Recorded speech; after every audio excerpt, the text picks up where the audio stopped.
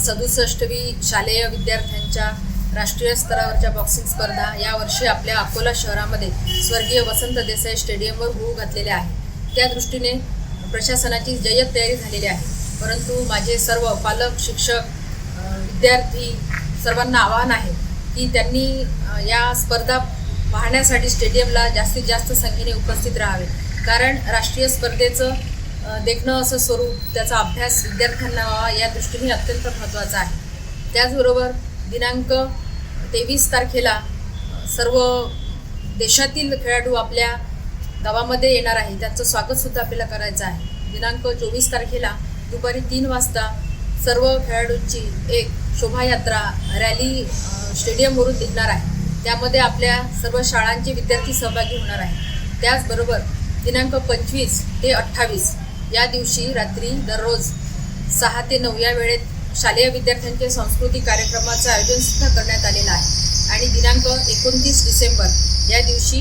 बक्षीस समारंभ होणार आहे। त्यामुळे जास्तीत जास्त शाळांनी, विद्यार्थ्यांनी, शिक्षकांनी, पालकांनी यात सहभाग नोंदवून अकोलेकरांचा प्रतिसाद आपण सर्व देशाला दाखवूया।